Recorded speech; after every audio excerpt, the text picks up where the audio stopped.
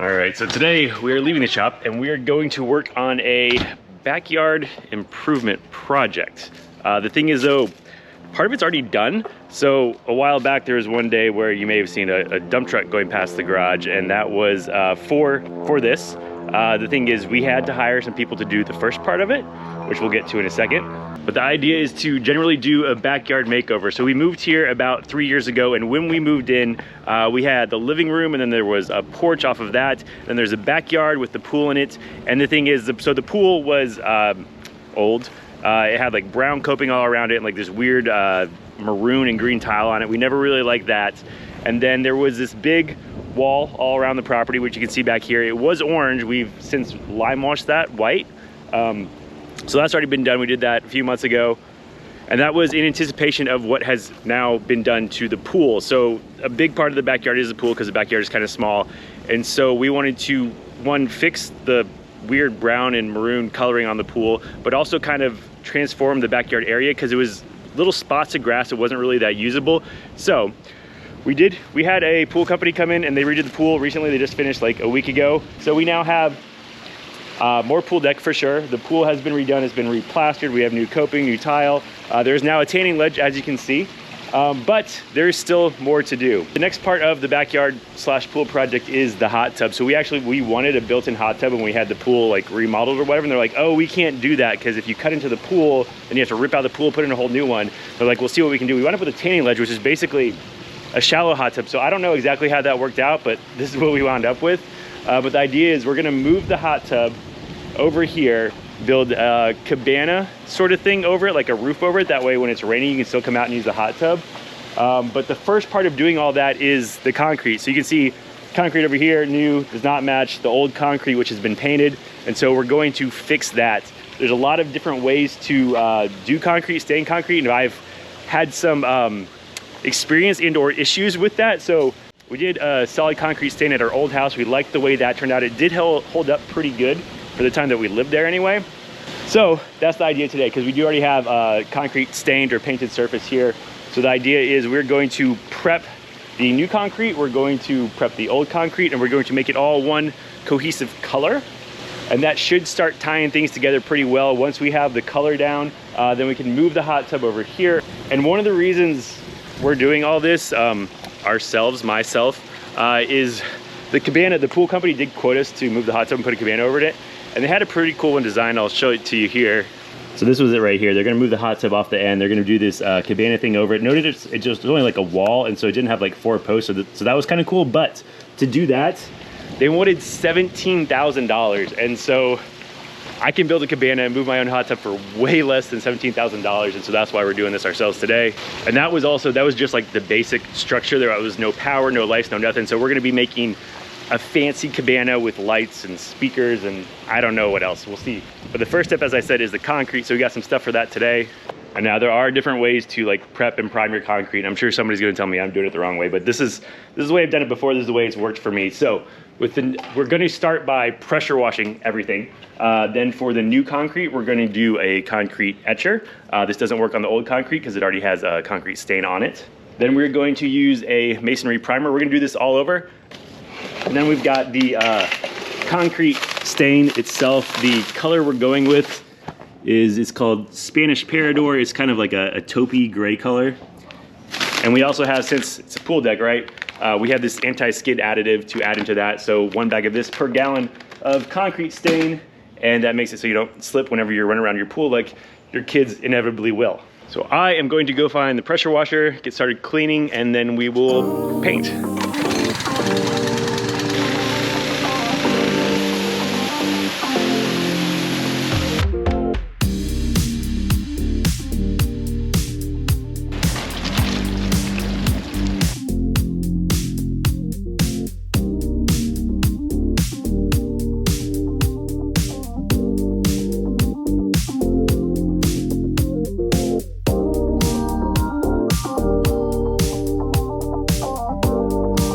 All right, so the concrete stain is done. That came out pretty good. We actually did it a few months ago. That was back in December. It's now the end of March. It was just like a really cold winter in Texas, so it hasn't been fun to work outside, so we've been putting this off, but it's time to get moving.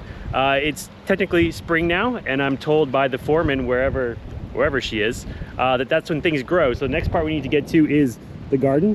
So you can see I've already put some sprinkler lines in here, and so the way this is going to work is we've got this pipe going all the way down there. It feeds, there's sprinklers behind the fireplace back there, and then these will run those little micro tubing lines. So if we want to put like pots up here, we can run lines off of that. And then somewhere right down here I did put one port, so this is going to be a drip line. So we're going to fill this trench all with dirt. We'll put a big drip line in there, and then the foreman will plant some stuff in here. Also, while I was running the sprinkler line, I ran a speaker line. So we have these outdoor, these Bose in-ground speakers that came with the house. There was one over there, which it is now gone because the concrete is there, but we're gonna put it back in the garden. They're actually some pretty good speakers, and so we've got speaker wire running all the way back there, and then we're gonna tie into the cabana to run all the sound around the pool. So we've got a trailer full of dirt, some mulch, and we're just gonna get to shoveling. Good job.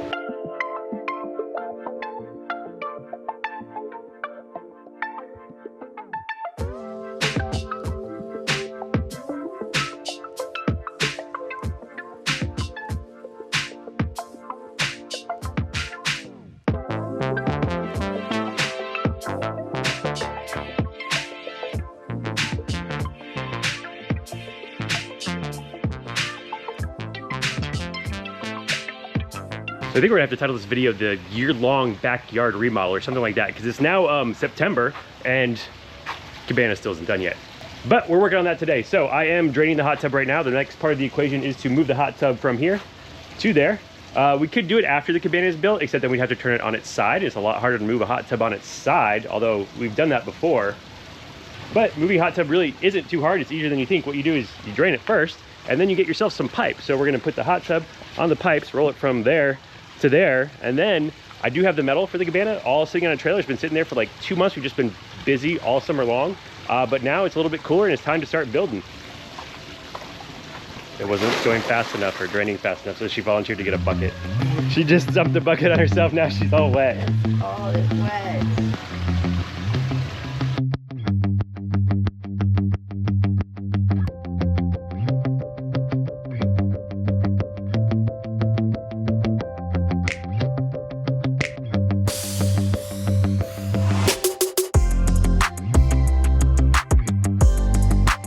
All right, so now that the hot tub is moved, it's time to start building the cabana. Thing is, it's gotten a little out of control and we haven't even started on it yet.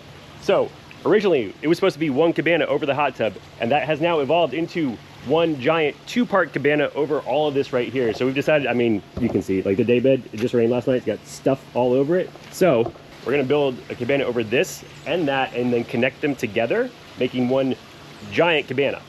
And the way we're gonna do that is with this right here. This is what they call a trailer full of steel. No, so this is from Mueller, the same company that sold us the awning right here that we made. So I called them up, I was like, hey, I wanna build this really weird double cabana thing. And they said, how about 2 carports? So this is a 16 by 16 and a 14 by 12 carport, 2 different carport kits, 10 and 12 feet tall. So we'll do it at an angle, connect them in the middle, and that should do it. But yeah, all this, remember, pool company wanted 17 grand to build one awning with no power, no lights, no nothing. All of this steel for like a double 2 awning thing, two grand. So we're doing it ourselves, and we're gonna start with these right here. So we have a number of base plates. I'm gonna go find a drill and some concrete anchors. We're gonna put these guys on the ground, and then we'll start welding to these and going up.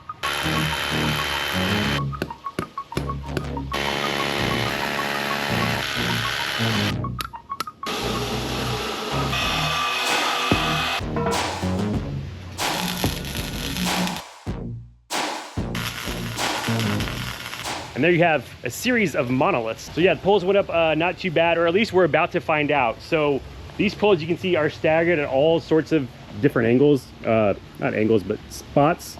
Normally for a lean-to or carport, since we're making carports here, you have the poles, you know, equal, right? 2 and 2, a square or a rectangle, whatever you're making. But we have 7 poles. So what I'm trying to do is get rid of a pole like right there. That way it's not in the way when you're walking through here trying to get to the hot tub, that sort of thing. So the cross beam from that is going to tie into the cross beam from that, and then this is going to kick out a little bit to tie into that, so you can still have a walkway here. And I'm pretty sure it'll work. The only big variable is to get these poles to the heights they are right now, I use two things, and those are measuring and math. So really big chance for failure here. So I figured out between the back here and the front, we're gonna have a 2-foot rise, right? So that allowed us to measure out the 2-foot rise and also how far that pole is in relation to that pole. And that gave us the angle that we needed. On top of all these poles, I cut an angle. So we have a 5.711 degree angle. And then knowing that angle, you can figure out if you know the distance between that pole and the angle, it'll tell you the height of that pole. So all these poles, that pole, that pole, that pole, that pole, the heights have all been determined using math and measurements. So I'm about to go cut a bunch of, well, no, you know what? I'm gonna do them one at a time. I'm gonna go cut some beams to go between here and there, and there and there, and everywhere. And theoretically, this is all level in relation to each other, all these poles, and we're gonna have a nice uniform slope up, or I'm gonna have some rework to do. So let's go cut some steel.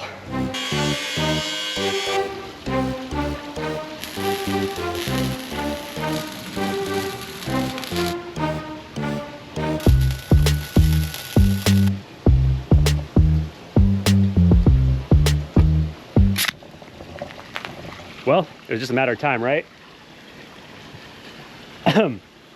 When you fail on our channel, you have to drink a pickle beer. Today we're drinking orange pickle beer, which usually isn't the worst one, but today it's been marinating in the sun for a while, and it's hot. So here's the thing, measuring and math, what could go wrong, right? Well, it turns out it wasn't either of those. Well, it was kind of one of those. So the measuring and the math has actually been going well. The problem is I forgot to measure for one more thing. Well, kind of. So this post right here, after accounting for the wall right here, is exactly 8 feet tall. That post right there, I thought, you know what, maybe the ground changes. So I got out the laser level, threw a laser over there, and you know what, it turned out it was 1.25 inches lower over there than it was over here. So I added 1.25 inches to that post height.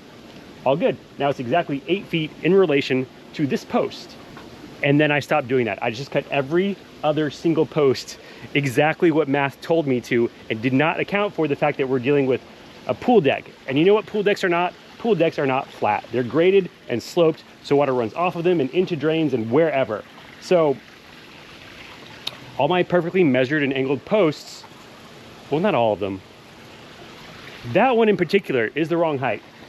So I threw a string up there just to make sure everything was level before I go and I cut that beam and get up there and try and weld it. And if you look, it's sloping down like this ever so slightly. So that post over there, the one closest to us, is 1 inch too tall because of the ground. The ground right over there is 1 inch higher than it should be, or 1 inch higher than in relation.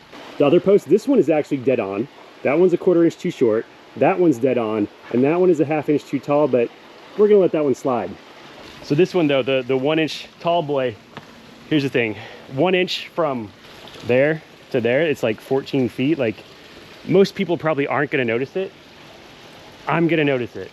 So my plan, what I could do is go and, you know, chop 1 inch out of this post, drop everything down. That may be the right way to do it, but it's also the harder way to do it because you have to cut all this weld and you have to cut 4 sides of this post. So what I'm gonna do, I'm gonna take 1 inch out here, I'm gonna cut this weld right here, and I'm gonna drop this beam down 1 inch on top of this post. And I guarantee no one is ever gonna notice that, especially because we're gonna have like a ceiling under the roof or whatever. Everything's gonna get covered up. There's gonna be trim on there.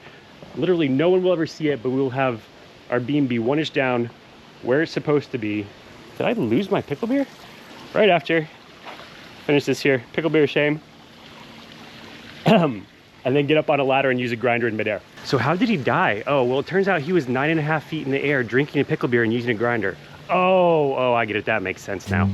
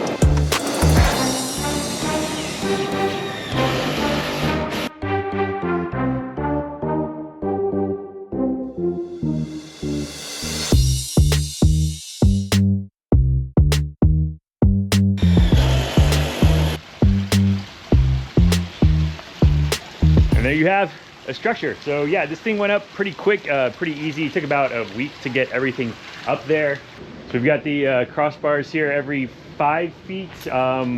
This structure right here, the big one, is kind of about 14 by 14 almost. This over here, 9 by 9. I did offset the pole here so you could still walk by, but I think that overhang is gonna be fine. New tool, new project, right? So this thing right here, this is actually, turn on, it's a tape measure. So I was having a lot of trouble like trying to string the tape measure across all this way right here by myself, right? Went to the store, picked up this guy.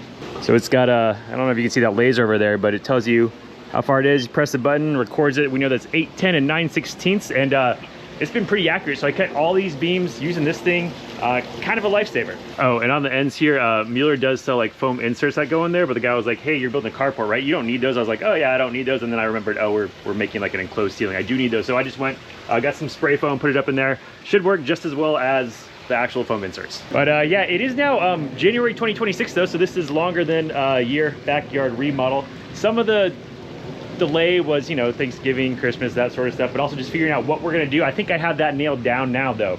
So yeah, plans keep changing, but I was able to find what is in this box right here that you can see has been sitting here for a minute. Well, that's not just unpacked yet, but I'll describe it. So we're talking about doing like a wall over here so we can put a TV on it, but I didn't really want to do that and block the view. So what we're gonna do is a flip down TV mount. There's a lot of them out there that flip down this way and they're motorized, and that's really nice, but then your TV would be like right over the hot tub, and that's probably not good. So I found this one. I'll try to remember to put a link to it somewhere. It's not motorized, but it does flip down the other way. So we're gonna mount that somewhere up here. It supports up to a 70-inch TV, and we'll have that flip down this way, so it'll be behind the hot tub. And then for the ceiling, we'll put some lights up there, some can lights, have a fan that is going to go over the daybed. And then for the ceiling, we're gonna use the same stuff that we use in the garage. We're not gonna finish it like this, but this is, it's tongue and groove on this side. That's the side you're supposed to use, but I don't like that side, so we flip it around, and it's bigger, doesn't have that groove in there. It looks kind of like shiplap, except it's like $1 a board cheaper. So we're gonna use this stuff. And it just so happens that the channel on our C channel is almost the exact same width as our board. So what we're gonna do is I have a pile of 2x4s over here. We're gonna take the 2x4s, we're gonna set them on top of the C channel, and then the other side will butt up to the flat part. So we'll screw it in from the other direction. On the C channel side, I'm probably just gonna use some construction adhesive to keep it from going side to side. And then once we put the ceiling up there, that will keep it from the 2x4s from moving around. And then we also, these are LED strips. So you get the strips, they mount with these little brackets, and then you put LEDs in there. There's a strip that goes over them to diffuse the light, and they line up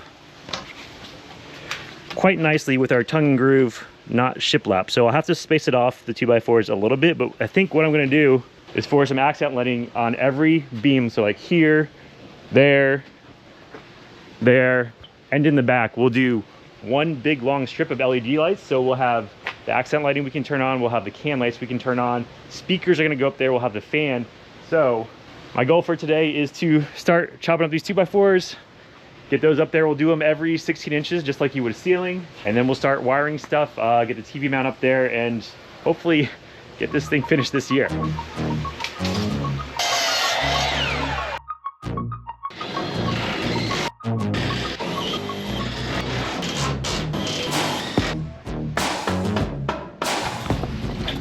Stupid tape measure. So you know how I was going on about how great this laser tape measure is? Well, I trusted it too much, and I just went, I measured, I got 4 boards the exact same length. That's like 8 inches too short. What the heck?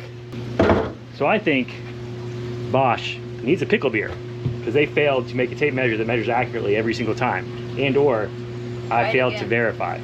Try it again and see if it actually measures it right. You know what this means? You have to make the pickle beer. No, this is the highlight of your son's day. You need to go tell him what happened. And he cut it like a foot too short, and then he did it 4 times. So what do you think he needs? 4 pickle beers? No, not 4, just 1. I messed up once, not... It's not good. Look at him. He's so happy. Highlight of his day. You want to know the best part? I just triple verified. The laser tape measure was right. I marked it wrong on the board. I earned this one. Ethan! 3 more. Cheers.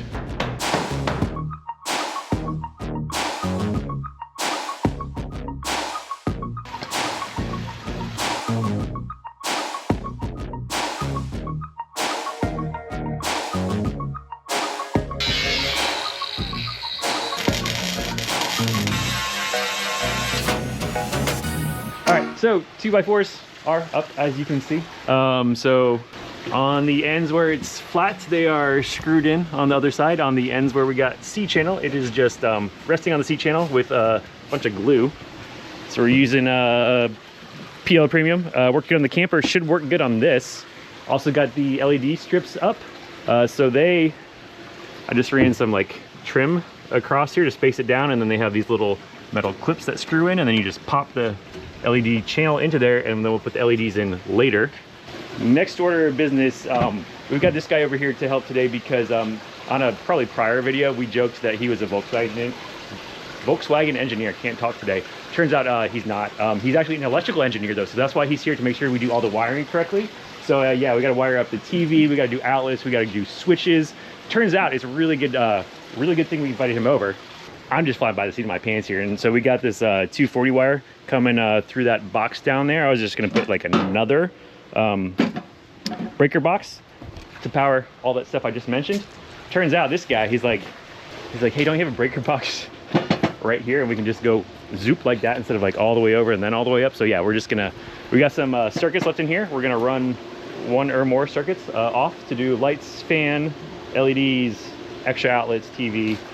But yeah, we're gonna get to getting our condition precedent though is the TV. So the mount actually works really well. It comes down like that. I do wish it was motorized, but again, I could not find one that was motorized. So it's kind of manual powered, but I think this board might be in the wrong space, because what I'm gonna do is, it's nice that this folds up and everything, but if you have like a driving rain or something, it could come in like this, and then, you know, bugs and stuff can still get up in there. So I'm gonna make some sort of shroud to go all around this, and so we need to get the right size TV in here to know exactly how far over this board needs to be, and then we can get to putting everything else in place. Clear as mud? Perfect. All right. Perfect. That's what we needed. All right. Yeah, Nobody's paying me to think. You know what I mean?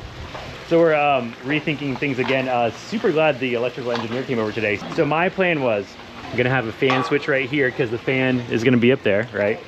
And then we're gonna have a double gang box for the LED lights and the can lights. We're gonna put that like here, right? He's like, hey, why don't you get one of those switches that has like 2 switches in one? And it's a brilliant idea. We only have to have one box. And we can put all of our switches for the entire thing in one box, and it'll go right here. It'll be under the cover. It'll be out of the rain, even though it's waterproof, whatever. And so I think that's what we're gonna do. See, butter. Something's wrong there. Panel.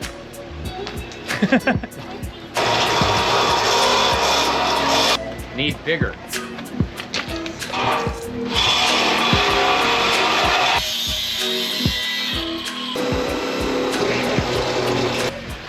Liquid hot magma coming down on my face. So myself and the engineer here, we've been trying to get this pole in this hole, and the bits don't want to go. So we brought in extra muscle. Yep. Have you ever reamed a hole? Oh. You want to ream the hole? Let's ream the hole. Oh, look at that. Wow. That's nice. Good job, sir. I put the She's just not that into us.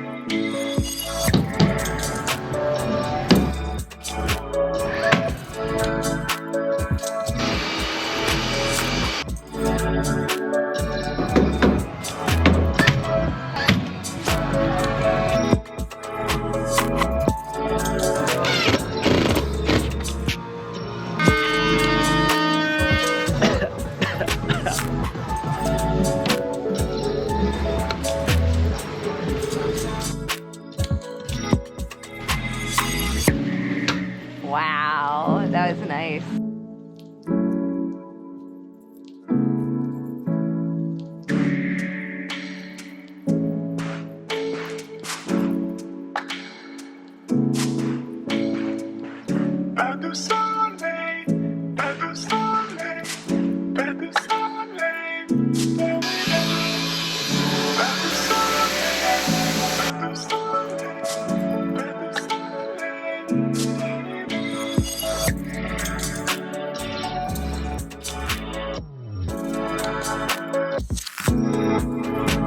you have a thing. So it is done, I think.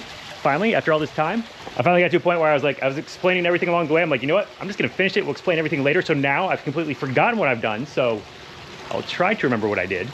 But yeah, so the ceiling, the tongue and groove, got 3 different colors of brown, just kind of randomly chose them at the store, stained everything and then cut it, put it up there. We've got finishing nails along with construction adhesive holding everything up to those 2x4s. The can lights, not much of those. You just shove a light in it and that's done. So yeah, we've got the can lights on one switch here. Those turn on. The LEDs, oh, the LEDs came out awesome. So they're a little dim right now, so they are dimmable. You can make them brighter right now if you wanted to, or you can make them dimmer. So whenever they come on at night, they're just kind of like mood lighting. They've been working out really well.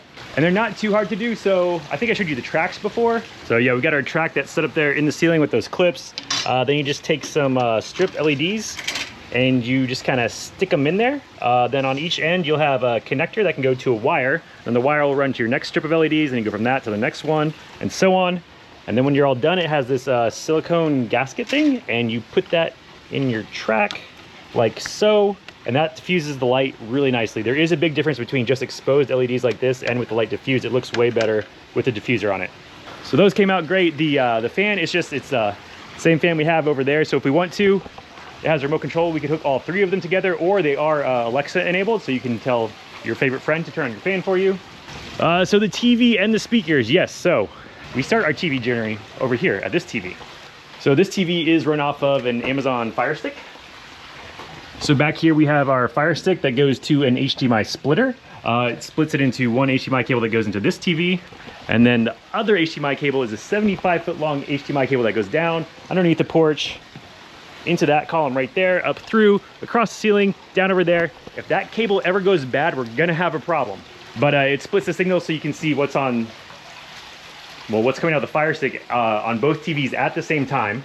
And if you're looking for an HDMI splitter, make sure you get one that does sound. Turns out you'd think all, HDMI carries sound, right? All HDMI splitters would do both sound and video. Not the case. Some of them only do video. So if you want sound to go to your TV over there, you need one that does sound. Also, we put so we had garden speaker over there we started with. Garden speaker over there that we added. We put a speaker here over the daybed so you can hear that. Put a speaker here over the hot tub, because if you've ever been in a hot tub with the jets on trying to watch a TV, you can't hear much. So that one is directly over the hot tub. And we got this one right here going at the pool. So if you're in the pool, you can hear the sound better. That's the speaker over there. It's pretty good, but it doesn't get the sound all the way over here. And so they do Amazon, you can pair devices together to get your sound like wherever you want, kind of. So in the past, I had paired the Fire Stick with another Echo device that powered the speakers, but inevitably, for whatever reason, it's not an internet problem, just like they get out of sync or one of them completely stops and then you have half your sound. So what I did is hardwired. Everything's been hardwired.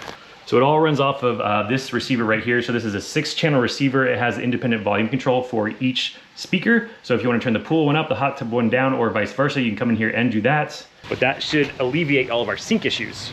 The TV, all right, so I don't know if I said it, but I was planning on making some sort of enclosure that like came up with the TV and like sealed it against the ceiling. Thing is, actually I went and I bought metal for it. I was back here designing it. I was like, it's not gonna work that great. So I half-assed it. I made this little thing right here that will keep driving rain from coming into the TV when it's up like this.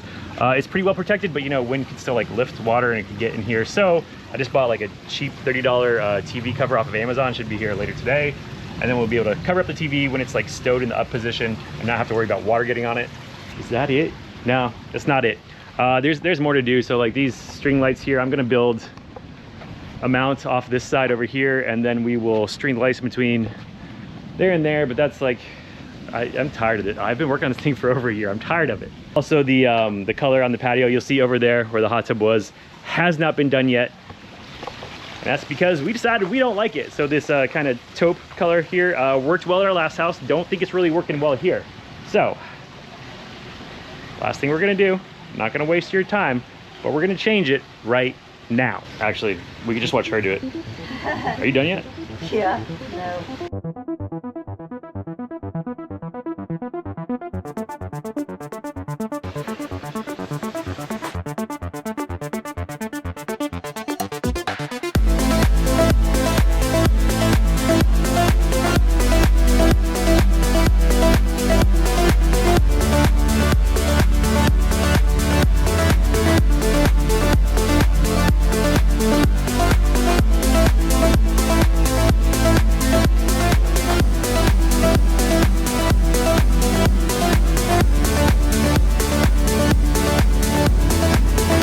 have it after, you know, just a mere year, almost a year and a half. The backyard is done now, or done-ish. Still got a few things I might do, but it's done enough for today. So yeah, remember the contractor, they wanted to charge us $17,000 for just like a little 8x8, no power, no lights, no nothing. We got substantially more than that for literally less than half the cost. As long as you don't factor my time in. My time is worthless though, so you know what, never mind, still less than half. So I think that's where we're gonna leave it for today, but don't forget to like and subscribe because there's this part of the house over here that doesn't look so good. So we're thinking about doing like an indoor, outdoor sort of kitchen thing, more house, thinking about doing it myself. So if this took a year and a half, that means I should be done in approximately 5 years. So we'll see you then. We're being objectified. I want to be ashamed, but I'm not. Hard work. It's gonna take about 5 years, but I think they'll get us there. Oh no, don't stand there. Just kidding. So here's the thing, I wasn't gonna film this, but I feel like that's kind of cheating. So I said I wasn't gonna film painting the thing, right? And I didn't, and we did. The thing is, like, it doesn't look good. It's not the right color. We wanted to go with white with like a little bit of gray in it, well, kind of chose the wrong color, and it makes solid pool tile look really dark, and it doesn't look good. So guess what, we're painting it again. Hey, So fun. since Erin chose, you know, the wrong color, we're gonna let her drink this lemonade pickle beer. Oh, I didn't do that. That Oh, looks like a popcorn pickle beer. Oh. it's lemonade. Yeah, I spent like a half hour at the store choosing the color, making sure I was getting the right one so we wouldn't have to do exactly what we're doing right. Dang it. Now I have to clean that up and paint it. Mother. Oh, it's just bad all around. But guess what? Now we're done.